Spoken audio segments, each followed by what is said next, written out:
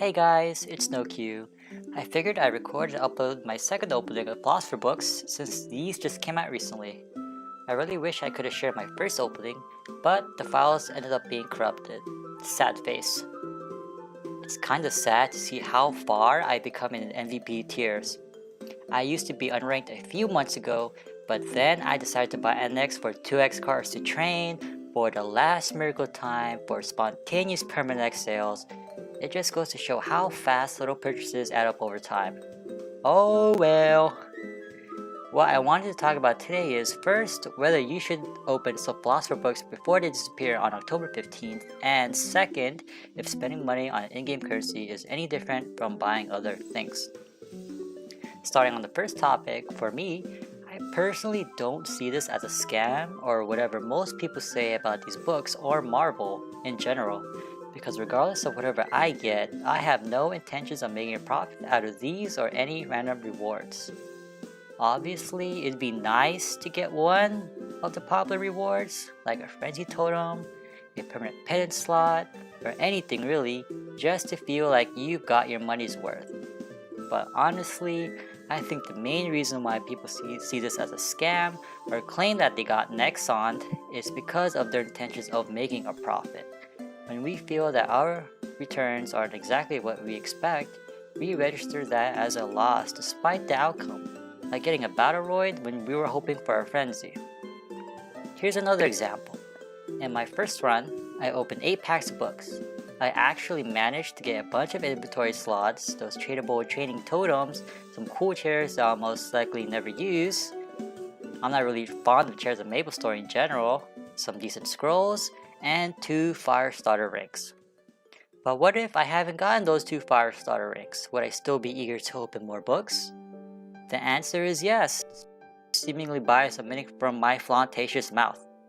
Is that even a word? It should be. But no Q, you're using hindsight bias to justify your reasoning and blah blah blah, insert fierce internet comment here.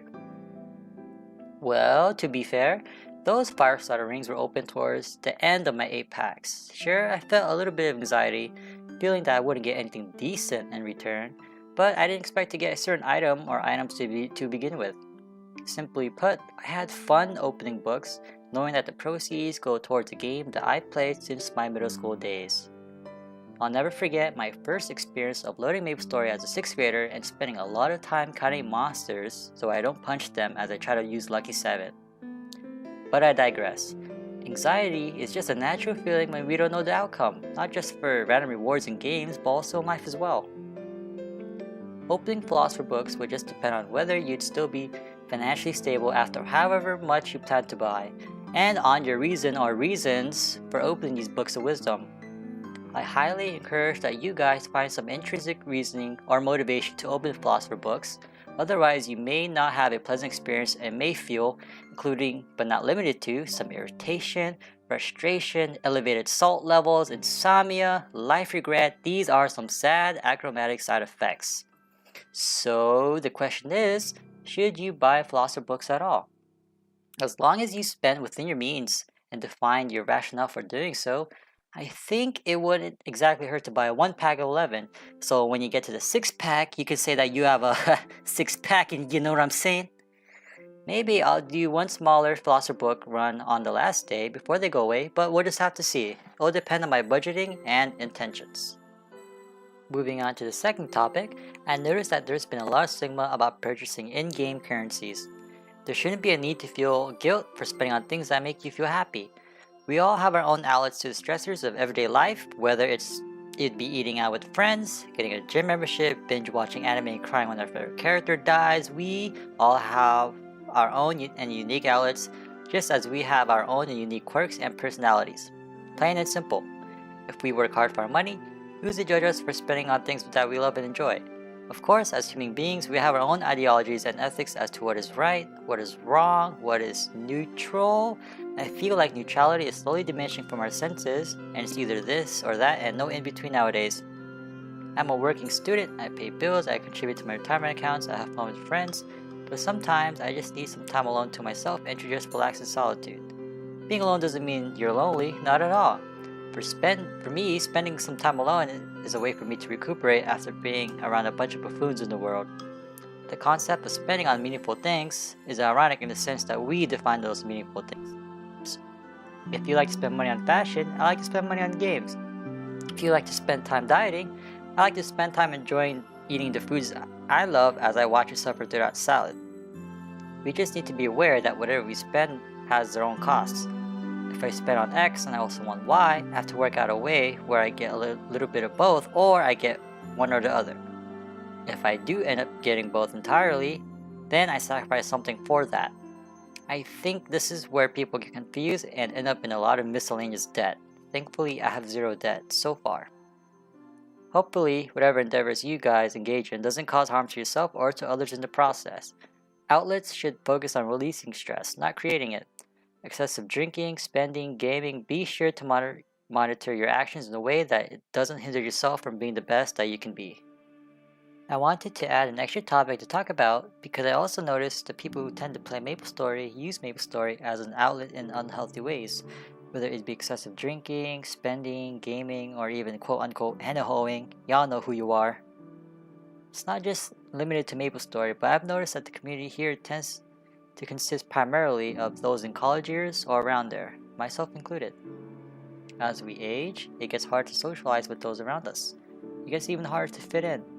The pressure to have that feeling that we belong somewhere sometimes overpowers us and we forget who we are. I've encountered people who put in a lot of effort to win approval over a set audience, but in the end still feel distant and hence alone. Even in-game, these people feel the need to buy things only to quit 1-2 months later, leaving themselves in the same situation they were before. Many people play MapleStory with social intentions, and many of these individuals seeking to satisfy their social needs. I just wanted to say that we will all find the right people to be around just by simply being ourselves. There's no need to impersonate someone else, because who could be better than you? Okay, enough of the cheesy talk. I felt the need to discuss these topics because around this time of the year, just as hot weather correlates to angry or irritable moods, cold weather correlates to low depressive ones. And I'd hope talking about intention, spending, loneliness, and outlets will help those who are struggling. Back to the book opening, at this point, the best item I've gotten so far, if you want to talk in terms of valuation, would be the Lightning God ring. But with the 25-star update, similar rings such as Hyla's and Magnus's Rage, respectively, have depreciated tremendously, as the 4 best in slot rings are currently the Solid, Reinforced, and Superior Gollix rings in tandem with the Meister ring. Well, I guess unless you have a Breath of Divinity, then you'd replace the Solid ring with that, but corgi butt. As I mentioned towards the beginning of this video, I couldn't care less of what I get in the second Philosopher Book run.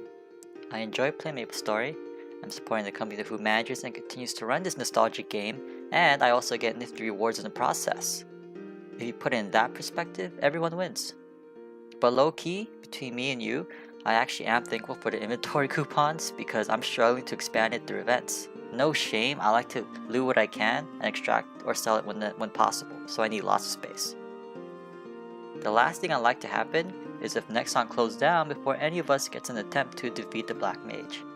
That would make me question my childhood. If you didn't know already, if I remember correctly, there should be some more upcoming teasers with regards to the Black Mage either later on this month or in the beginning of November. I'm not too entirely sure on that. Be on the lookout for that.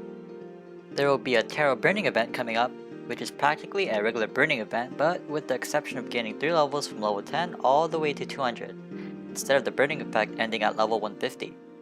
This is a great opportunity for people returning to MapleStory who want to experience level 200 content. In KMS, or Korean MapleStory, when the Black Mage content was teased, their servers overloaded. They had to double the number of channels per world, they even make a secondary reboot server. That's insane. There are also some new 5th job skills that we might possibly be getting by end of this month. I'm really hyped for the Battle Mage one, because the summon will practically be up 100% of the time as long as you clear monsters, and with the power of Kishin Frenzy, that's easily doable.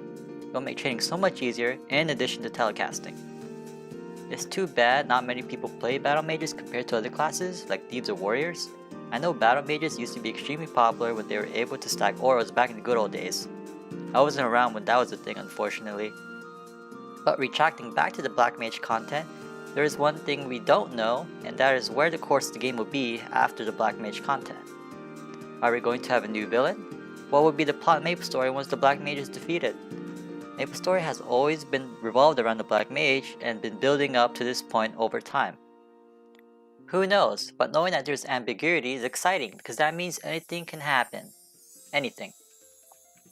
I don't know about you guys, but for me at least, with my rate of doing dailies and grinding to get those arcane symbols up, I know for a fact that it's going to take me at most another childhood to even clear the prerequisites in order to fight the Black Mage at all.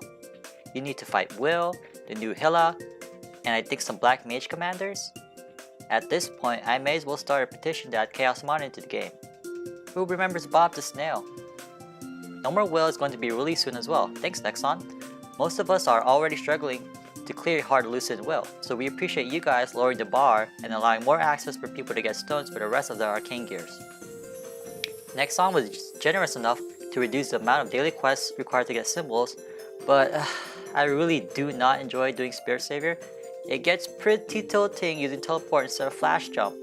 I always scream whenever the evil blob gets near my character, and it's really upsetting when it feels like the blob was even close to my character, yet it still touches me and I lose all my progress in that run.